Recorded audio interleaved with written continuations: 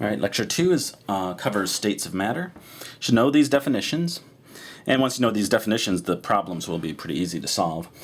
Since undoubtedly everyone who is seeing these videos knew what solids, liquids, and gases were by the 3rd grade, won't go into too much depth in this, but there are a few little things that we need to talk about.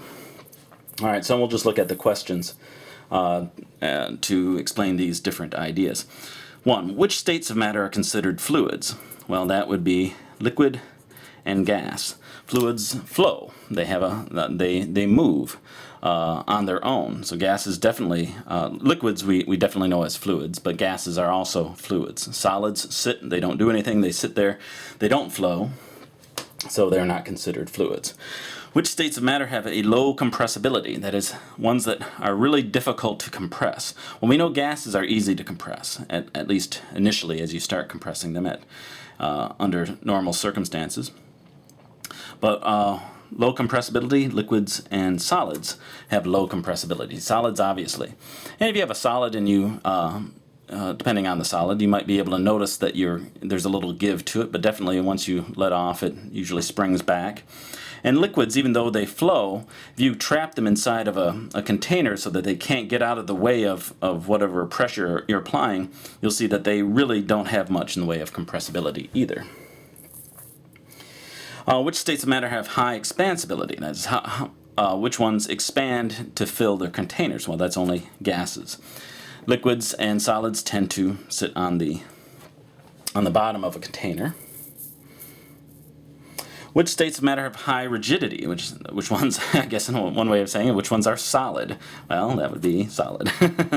So high rigidity, liquids definitely don't have rigidity. You can put your hand through them, assuming it's not a dangerous liquid. You can, if it's water, you can put your fingers right in through it. No rigidity there. Obviously, gases don't have much in the way of rigidity. 5. Which states of matter have a surface?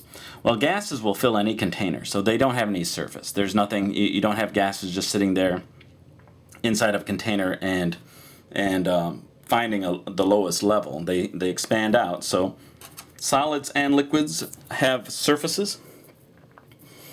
The molecules or atoms that are part of that solid or liquid have intermolecular forces that hold them together so strongly that they tend to group together. They won't expand out, so they will create surfaces. And then finally, what is the 4th state of matter and what are its characteristics? So the 4th state of matter, as you know, is plasma.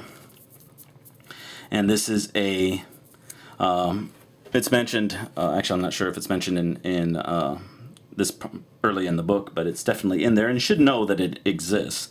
It is a neutral gas of charged particles. What normally happens you have a substance that is a gas, and you just keep heating it up. Eventually it has so much energy that the electrons are stripped away from the molecules.